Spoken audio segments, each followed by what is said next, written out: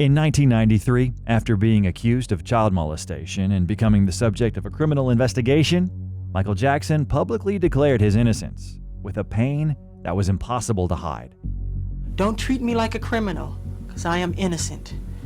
I have been forced to submit to a dehumanizing and humiliating examination by the Santa Barbara County Sheriff Department and the Los Angeles Police Department earlier this week. They served a search warrant on me which allowed them to view and photograph my body, including my penis, my buttocks, my lower torso, thighs, and any other area that they wanted. They were supposedly looking for any discoloration, spotting, blotches, or other evidence of a skin color disorder called vitiligo, which I have previously spoken about.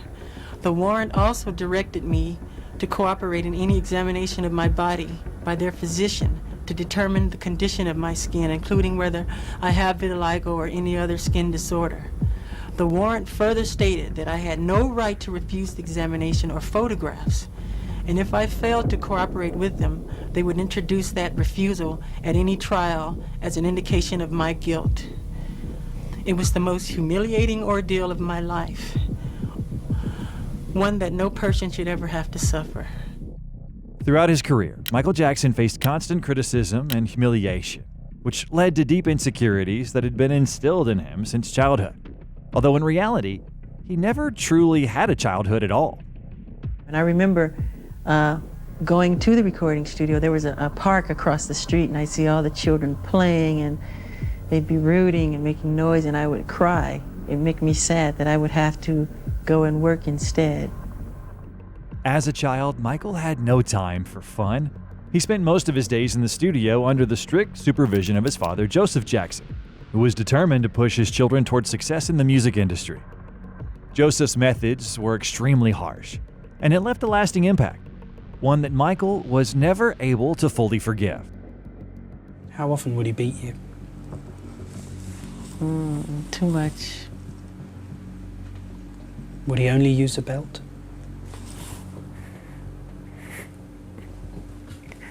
Why do you do this to me? Michael Jackson was born on August 29, 1958, into a working-class family. His mother, Catherine, was a homemaker who occasionally worked as a sales clerk, while his father, Joseph, a former boxer, worked at a steel plant. There were 10 children in the family, and Michael was the 8th. At some point, his father noticed the musical talent of his children and decided to form a group with them. Joseph was driven by an intense desire for success, and in his children, he saw a way to fulfill his own unrealized dreams of becoming a great musician. At first, only the older brothers performed, but young Michael Jackson joined them at around the age of 5. The group was initially called Jackson Brothers, and later became known as the Jackson 5. They performed in small clubs, cheap venues, and sometimes even strip clubs. Soon, the group began winning vocal talent shows, one after another, largely thanks to Michael. Interestingly, at one of these competitions, their rivals seriously discussed that the Jacksons should be feared because they supposedly had a dwarf lead singer whom they were passing off as a child.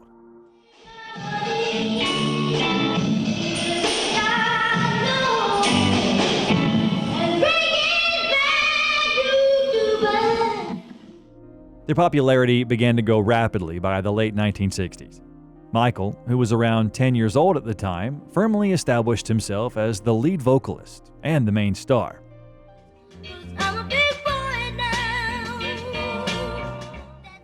But behind the curtain of success, there was a heavy price that young Michael had to pay. During the first half of the day, he attended school, then spent hours rehearsing, leaving him no time for anything else. Dear Michael from Long Beach, Deanna Carroll, who's 16. What school do you go to? Do you go to a school? Yeah, I go to private school in the Valley. Do the kids stare at you because you're so rich and famous? Do they? Do they stare at you? Not because of it. It's kind of a school like the kids are already in the business. Like There are other singers, dancers, and aerialists, and jugglers, and tumblers, and so on. And these rehearsals were often brutal, causing Michael to hate his father more and more each time. And if you miss a step, expect to be Just let me go back. You just said that you would practice the dance steps and your father would be holding a belt in his hand. Is that what Yeah. you just said? Yes. And he would tear you up if you missed. How often would he beat you? Too much. Would he only use a belt?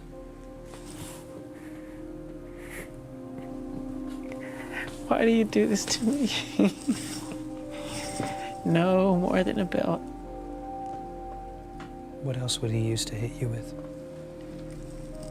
Ironing cords. Whatever's around.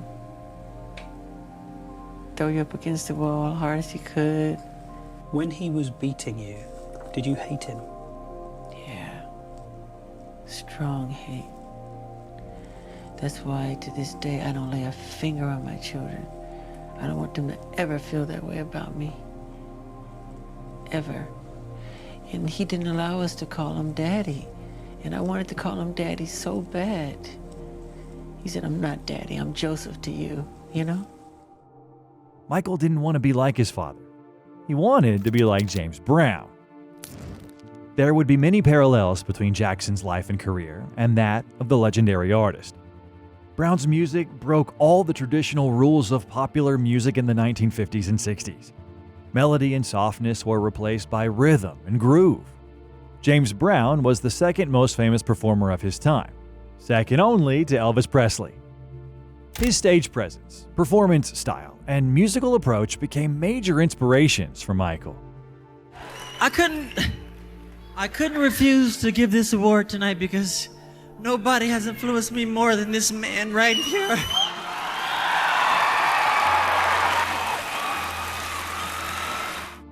"1968 became a breakthrough year for the Jackson 5. They were discovered by Motown Records, and after years of hard work, the boys, who had barely experienced childhood, finally began to see what they had been working toward. However, the contract was far from ideal. The label had full control over the group's repertoire, and they were only paid for music that was officially released.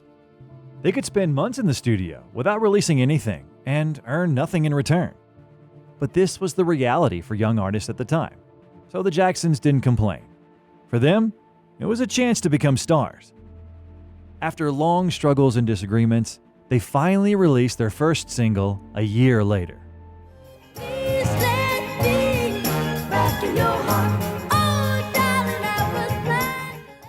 Then they released their first album, Diana Ross Presents The Jackson 5. The label created a promotional narrative claiming that Diana Ross had discovered them, which is why the album carried her name. In the years that followed, they released several more successful albums, with some songs climbing high on the charts.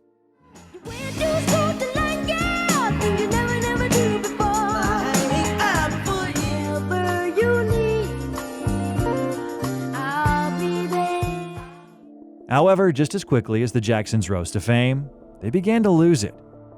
Around the same time, in 1971, Joseph Jackson learned that their main competitors, the family group the Osmonds, had released a solo single by one of their members, which significantly boosted the popularity of Donny Osmond.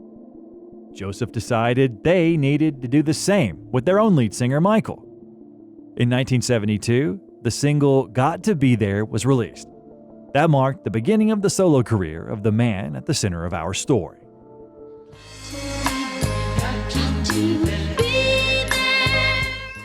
Over the next few years, several solo albums followed. One song in particular stood out and became a major hit.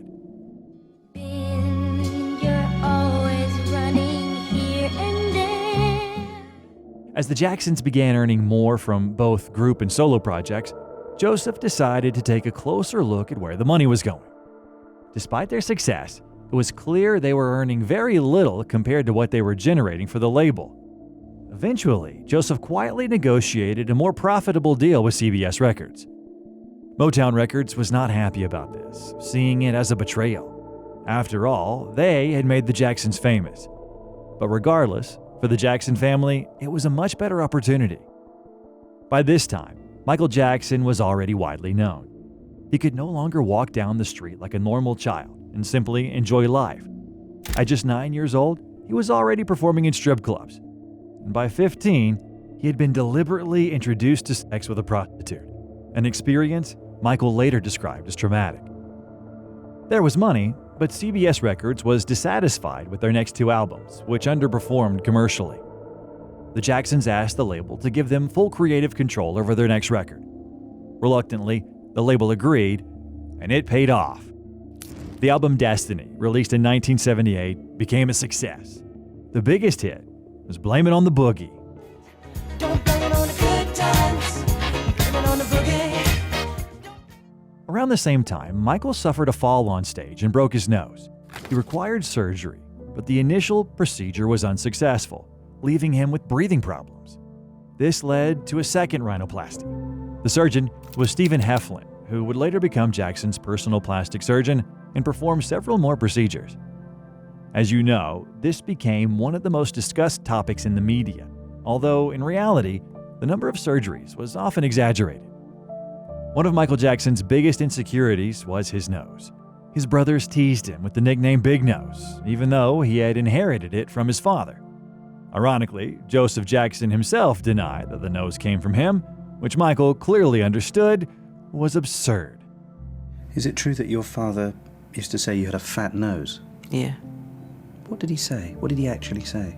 God, your nose is big. You didn't get it from me. Joseph also consistently denied ever abusing or mistreating him.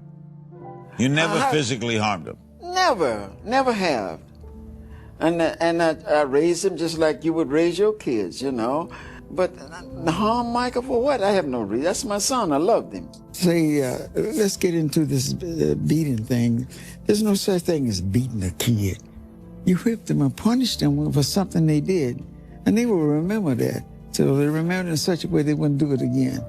That's the way I was.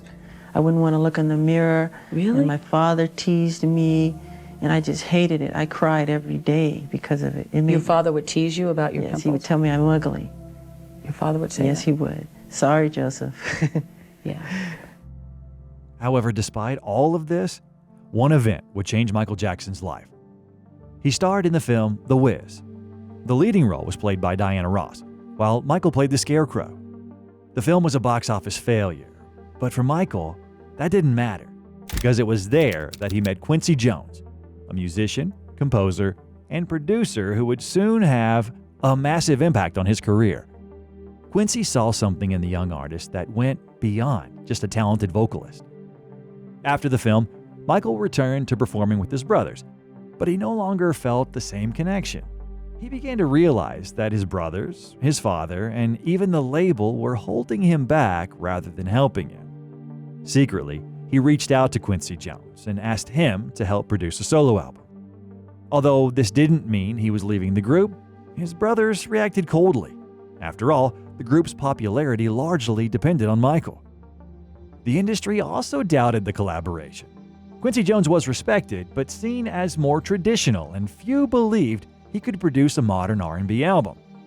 Soon enough, however, he and Jackson would go on to win multiple Grammy Awards. Together, they created the breakthrough album Off the Wall, which achieved massive commercial success.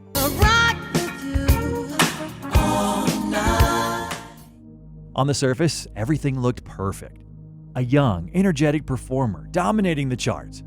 But behind the scenes, Michael Jackson was deeply lonely, struggling with acne, insecurities about his appearance, and constantly avoiding journalists, afraid of uncomfortable questions.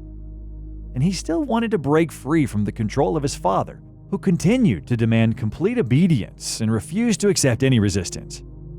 Once again, in secret, Jackson met with attorney John Branca. He told him he had only two goals: to become the biggest star in show business and the richest one. Branca's job was to make that happen, and he did. Branca also secured a deal allowing Michael to leave the family group at any time without penalties, and legally ensured that he would never have to record with his brothers again if he didn't want to.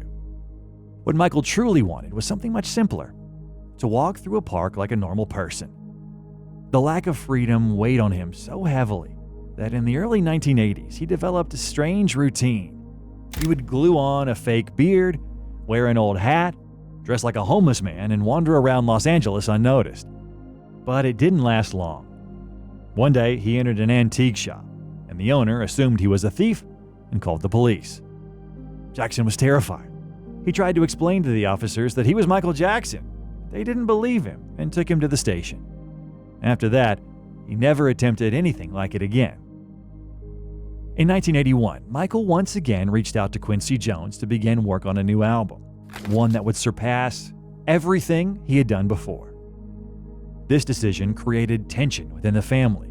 His brothers continued releasing music as the Jacksons, but their commercial success was nowhere near the level Michael was already achieving as a solo artist.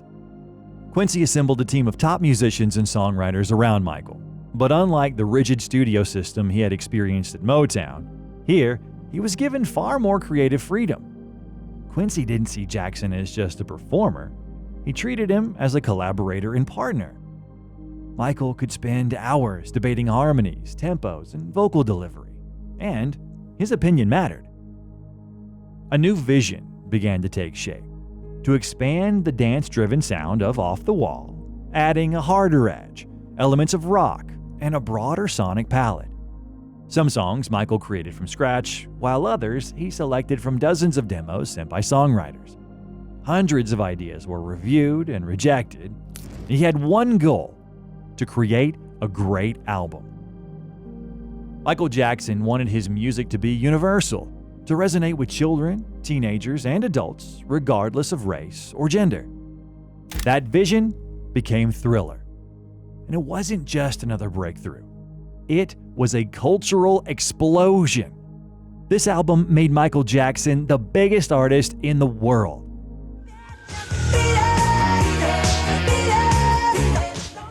Then came the legendary music video Thriller. In it, Michael walks his girlfriend home, only to transform into a zombie and dance alongside creatures rising from the grave. The production cost a record-breaking $500,000, and the impact was enormous. The video essentially created a new format, the cinematic music short film.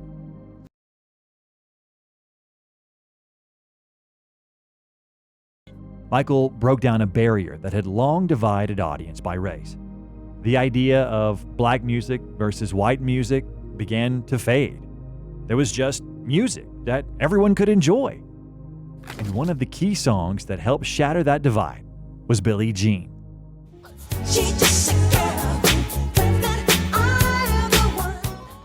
Billie Jean became the most important song of Michael's career.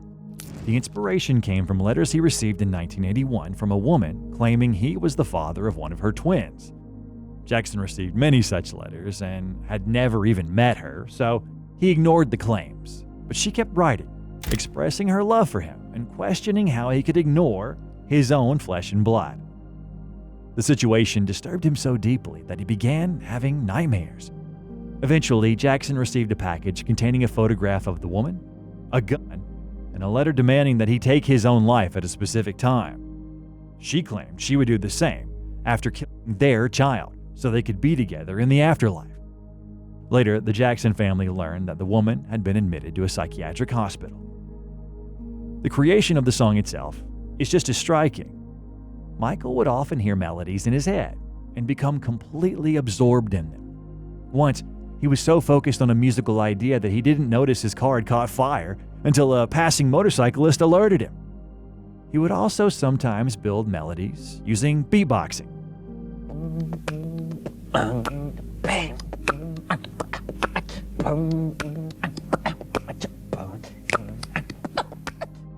Jackson had disagreements with Quincy Jones over this song, even though Michael was convinced it would be a major hit. According to some sources, Jones considered it too weak for the album, although he later denied this himself. Jones didn't like the demo version of the track and wasn't impressed with the bass line. He also wanted to cut the 29-second intro that Jackson had created. However, Michael insisted that the intro remain. According to Jones, he gave in when Michael said that the music made him want to dance. And when Michael Jackson tells you this is what makes me dance, well, there's nothing left to say.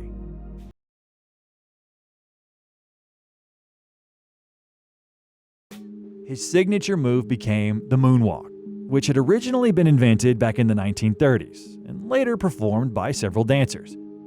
Michael even paid one of them $1,000 to teach him the move. Wait. It's like, it's pushing and... His concerts reached a whole new level. The crowd would go completely crazy when Michael appeared on stage. It was during the Motown 25th anniversary special that the image of Michael Jackson we know today was born. The glittering jacket, the sparkling glove, and the moonwalk.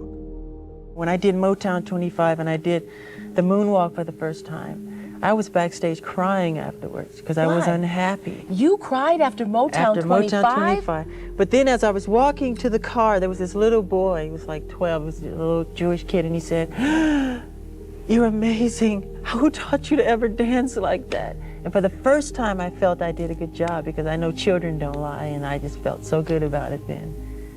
You felt so good, you probably wanted to say,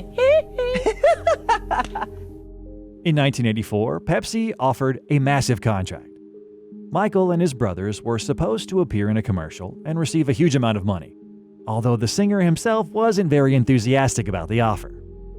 He didn't like Pepsi, and he already had enough money, but his managers, including his father, and representatives from the label insisted that it would bring in millions and further strengthen his image.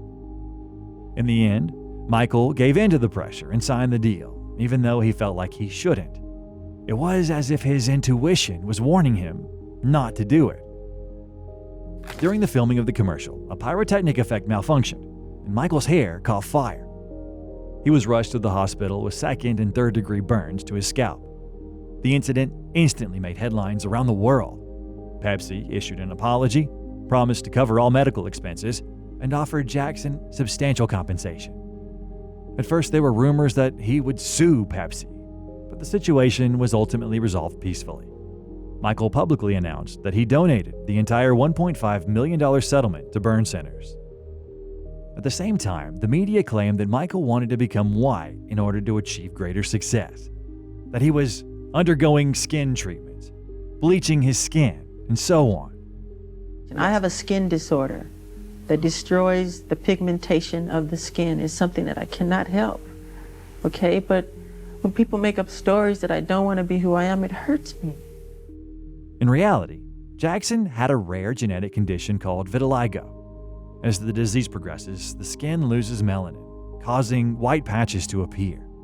Over time, these patches grow, merge, and eventually the skin becomes extremely pale, almost translucent. Vitiligo can worsen due to stress and certain medications, which is why the condition became more noticeable after the burn incident. Unfortunately, Michael struggled to look at himself in the mirror.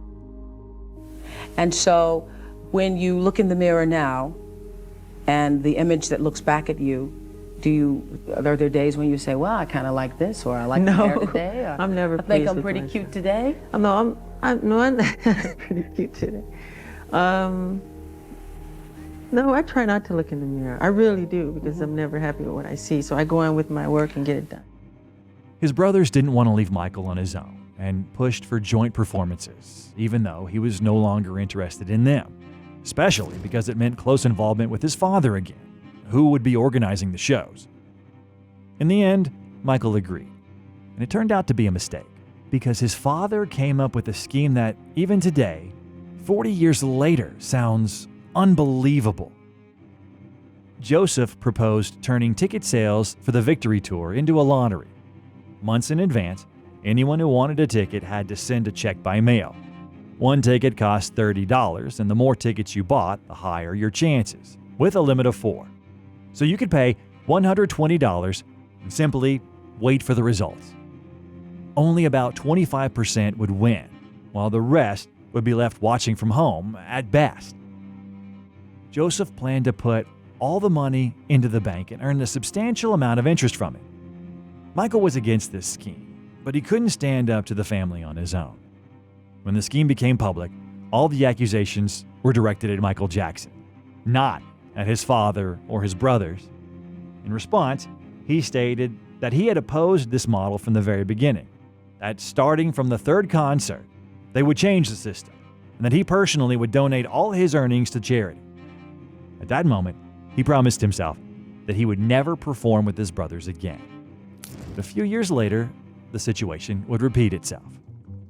At the same time, there were numerous legal battles. Different people filed lawsuits claiming that Jackson owed them percentages from previous contracts, or that they had been producers of certain concerts. There was a constant and chaotic flow of money everywhere. Michael increasingly realized that he needed a strong lawyer and manager, someone who could filter out accusations and demands. That's when Frank DeLeo joined his team, an experienced manager who would take control of Jackson's affairs for several years. Together, they developed a PR strategy for the tabloids. One day, Michael heard about a hyperbaric chamber, supposedly very beneficial for health. He briefly mentioned it in an interview. The tabloids immediately picked it up and reported that Jackson had already bought one for $200,000. Jackson and DeLeo decided to use this and created an entire story that he was planning to sleep in the chamber and live to 150 years old. He was even photographed inside it, and through various indirect channels, the story was fed to the press. The effect was enormous. In the late 1980s, exactly when the wildest rumors about Jackson began to spread, countless plastic surgeries, skin bleaching, and even stories that he wanted to buy the skeleton of the Elephant Man. At first, he enjoyed these rumors, but soon he grew tired of them because Jackson had become an easy target for the tabloids. People could make up absolutely anything about him, publish it, and someone would believe it, simply because it was Michael Jackson. By the time Bad was released, Michael had slightly changed his image. He began wearing black outfits, belts with buckles, and metal details, creating a more aggressive and edgy style. This also became the last album he worked on with Quincy Jones.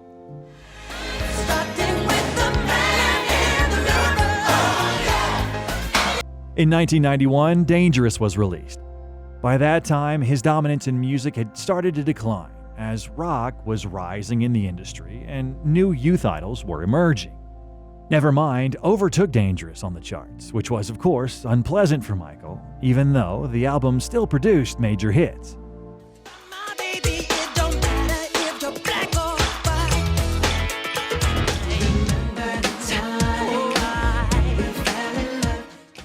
At the time, Michael Jackson was not focused on music at all. The early 1990s were extremely difficult for him. In June 1990, he was hospitalized due to severe chest pain during one of his intense dance rehearsals, which were part of his weekly routine. When he was brought to the hospital, he was holding his chest and looked pale, weak, and seriously ill. Numerous tests were immediately conducted, but everything came back normal. However, experienced doctors understood that it wasn't a physical condition, it was a panic attack. After leaving the hospital, Jackson once again decided to completely restructure his affairs, firing his main manager. He did the same with his lawyer, John Branca, who had spent years securing highly profitable deals for him. Jackson began producing films about himself, where his friends and acquaintances would talk at length about what an amazing person he was. He also criticized other musicians, claiming they couldn't sing, including Madonna. The only bright moment during that period was his performance at the Super Bowl, which became one of the most iconic in history. It is especially remembered for its powerful finale, where he stood surrounded by children and performed "Heal the World."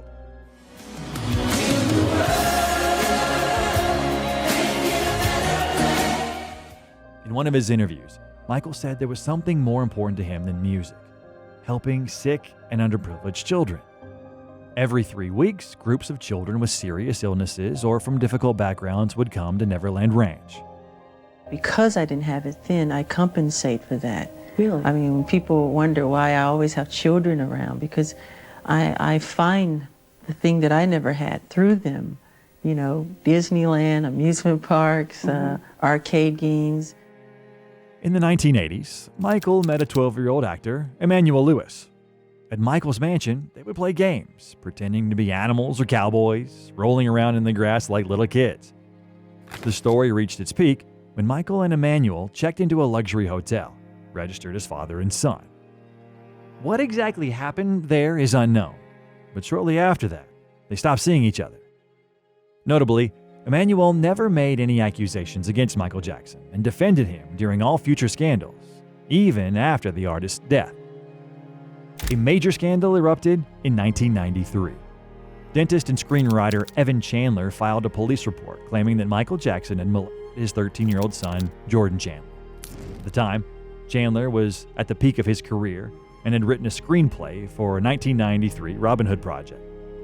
At the same time, a former Jackson employee told a sensational story to newspapers, claiming that Jackson had reached into the underwear of Macaulay Culkin, the star of Home Alone. Culkin himself had visited Neverland multiple times and always denied that Jackson had ever touched him inappropriately. Jackson owned his own estate, Neverland Ranch, where he spent time with children. It featured an amusement park, a zoo, and a movie theater inspired by Peter Pan, a character Michael deeply loved. Childhood, never growing up, magic, flying, everything I think that children and wonderment and magic, what it's all about. And to me, I just have never, ever grown out of loving that or thinking that is very special. Do you identify with him? Totally. You don't want to grow up? No, I am Peter Pan. Oh, you're not your Michael Jackson. I'm Peter Pan in my heart. Soon, tabloids began publishing headlines like Peter Pan pedophile, similar accusations. A police search was conducted at the ranch. Detectives interviewed around 30 children, all of whom stated nothing of a sexual nature had occurred. Meanwhile, others continued to spread rumors and damage Jackson's reputation for money. A former security guard claimed that Jackson had asked him to dispose of a photograph of a naked boy. However, he told this story to newspapers, not the police, and was paid $150,000.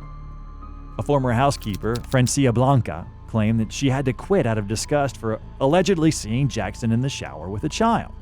She received $20,000 for this statement. However, another maid later testified that Blanca had not quit, but had actually been fired for poor performance 2 years before the alleged incident.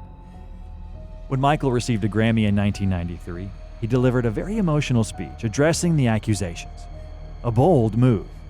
I wasn't aware that the world thought I was so weird and bizarre.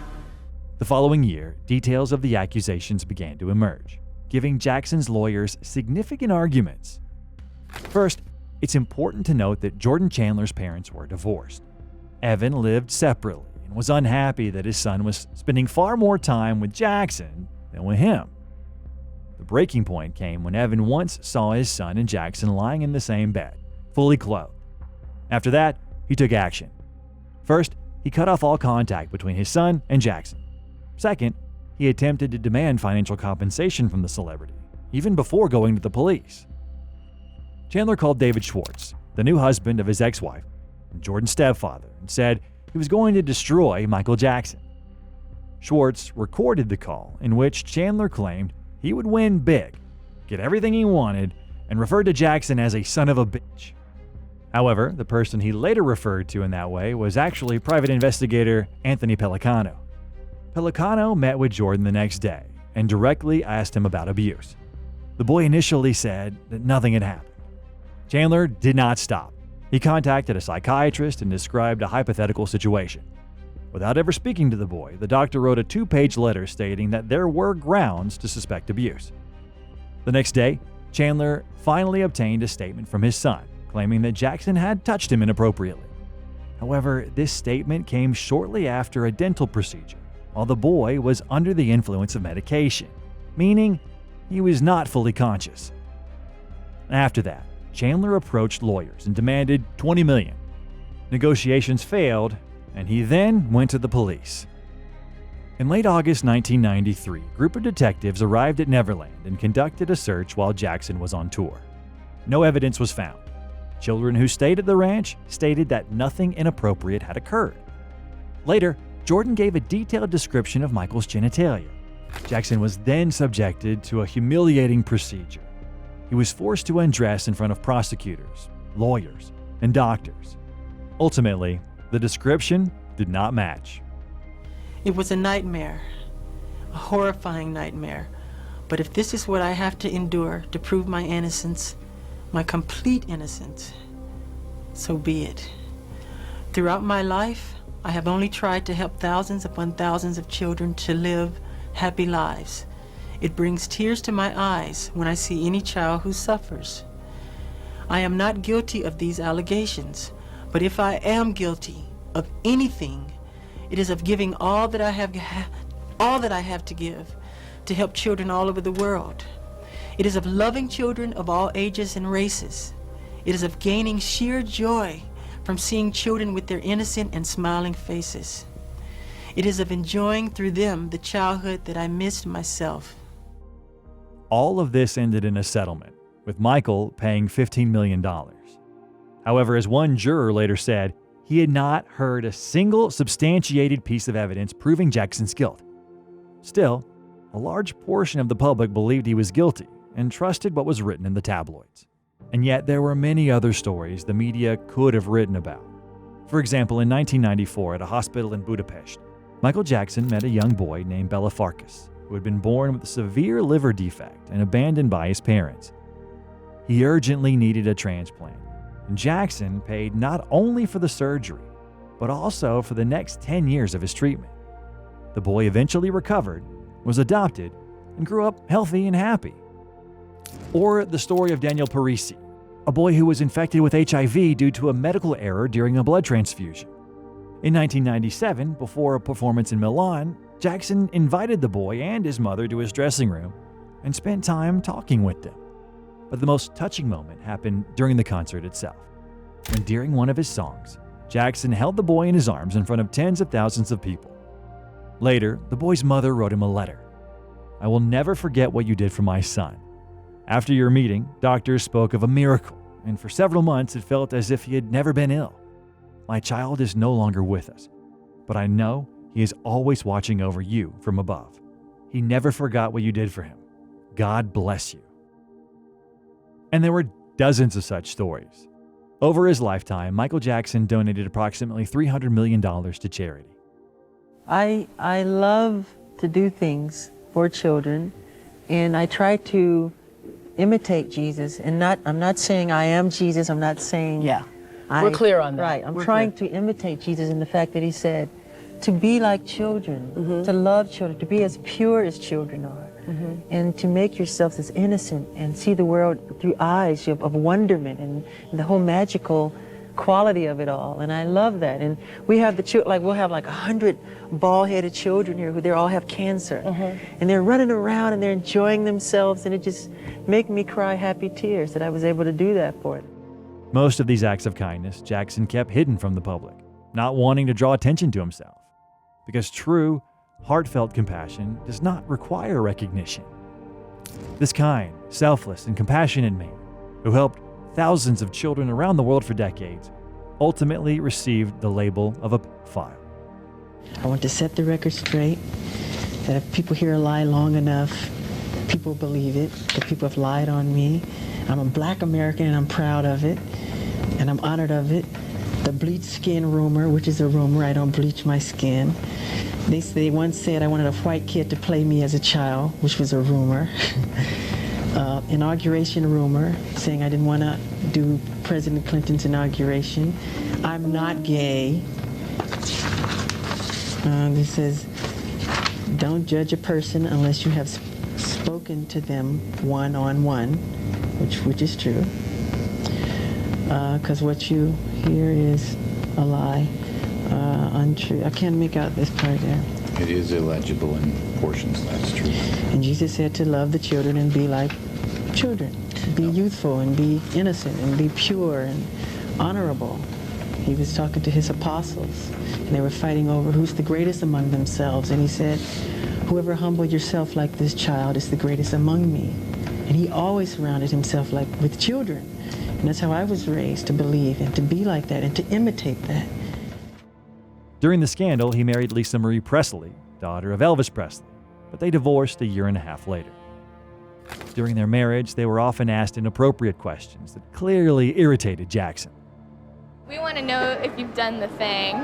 Michael, I know that this is an intimate question, but are you having sex together with Lisa Marie? Do you guys really love each other, or you're just doing this to satisfy the media? Are you guys intimate? again. I can't believe wow. it. This is about the skepticism. Yes, yes, yes. Later, he married again, this time to nurse Debbie Rowe, who had cared for him during his treatment for vitiligo. The couple had 2 children, but divorced in 2000. Later, he had a 3rd child through a surrogate mother. Despite losing endorsement deals, his albums continued to sell well. His songs topped the charts, and thousands attended his concerts. It began to seem as though the scandal had been forgotten. He continued living with his children at Neverland Ranch and actively performing until 2003, when he once again faced allegations of child molestation. This time, even more serious. It all began when he agreed to let British journalist Martin Bashir film a documentary about his life. Bashir visited Neverland and openly questioned Jackson's behavior, including the idea of sharing a bed with children. Is that right, Michael? It's very right. It's very loving. That's what the world needs now. More love, more The world needs more heart. the world needs a man who's 44 sleeping in a you're bed making with it, children. No, you're making it all wrong. After the documentary aired, a wave of moral panic erupted. The media began portraying him as a potential threat to children. Once again, articles, scandals, and heated debates flooded the public space, quickly escalating into chaos. Even Eminem decided to mock him in his work. Jackson was deeply hurt by the song and video Just Lose It. I'm gonna make you dance, get your chance. Yeah, boy, shake that thing. Whoops, I mean girl. I've never met Mr. Eminem, and I've always admired him, and to have him do something like that was pretty painful as an artist to another artist. And it's sad because, well, I think what Stevie Wonder said is true. And I just don't want to say too much more than that. But he should be ashamed of himself, what he's doing. Stevie said he's bull***, is what he said. District Attorney Tom Sneddon, who had been involved in the 1993 case, reopened the investigation.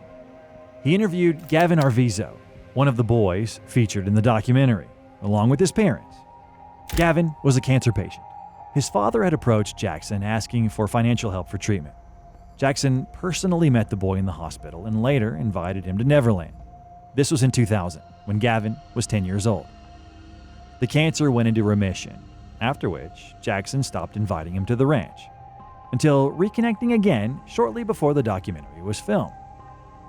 He invited him to his ranch to give an interview for British journalist Martin Bashir. Footage showed them walking together, holding hands. Because of this, the prosecutor focused on him first. During questioning, Gavin claimed that Michael Jackson had molested him and his younger brother, offered them wine disguised as soda, and publicly masturbated. Moreover, all of this was alleged to have happened after the documentary was released. On April 21, 2004, Jackson was charged with 6 counts, including conspiracy to abduct children, extortion, false imprisonment, and 7 counts of child molestation. He faced up to 18 years in prison. The situation almost perfectly mirrored the events of 1993. The accusations were largely supported by former Jackson employees, who first sold their stories to tabloids and then appeared in court, along with the boy's family. While the former employees' motives were relatively clear, the Gavin Arvizo family was a more complex case. During the trial, it was revealed that years earlier, they had already received $150,000 in compensation from a supermarket chain through deception. Gavin's mother, Janet Arvizo, had claimed she was beaten by a security guard, but it later turned out that the guard was not involved.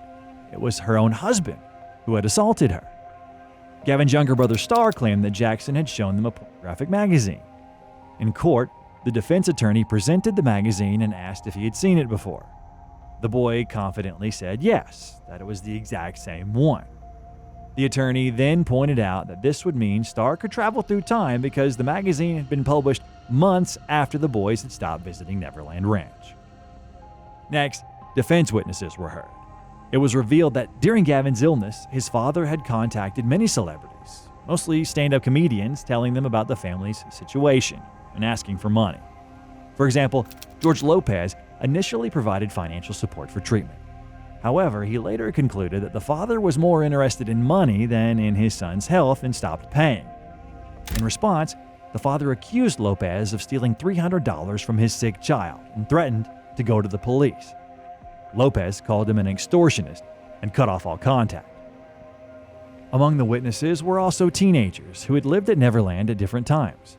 They continued to insist that no abuse had ever occurred. Macaulay Culkin testified in court and denied claims that Jackson had behaved inappropriately toward him. On June 13, 2005, Jackson was acquitted on all charges. After his death in 2009, FBI files were declassified, stating that the Bureau had found no evidence of criminal behavior by the singer. After the trial, Jackson became reclusive. He closed Neverland and left the United States for Bahrain. It later became clear that the once immensely successful artist had spent most of his fortune and was on the verge of bankruptcy. Jackson released no studio albums, sold off assets, and largely disappeared from public life. In early 2009, he held a press conference, though he appeared visibly exhausted. He announced a new show titled This Is It. It was planned as a series of 40 concerts, and all tickets sold out on the very first day. After years of absence, fans hoped to see the King of Pop return in full glory, and he had to deliver something extraordinary because this was Michael Jackson. That's what he always did. According to those who worked with him, he wanted the show to be perfect. He pushed himself through intense rehearsals, even at the age of 50, already a demanding age for a dancer. This is it, and see you in July.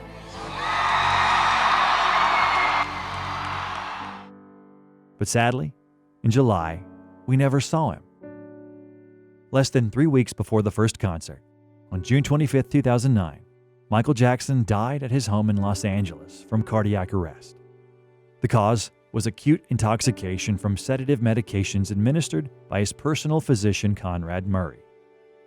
If there were any true rumors about him, they concerned his dependence on painkillers.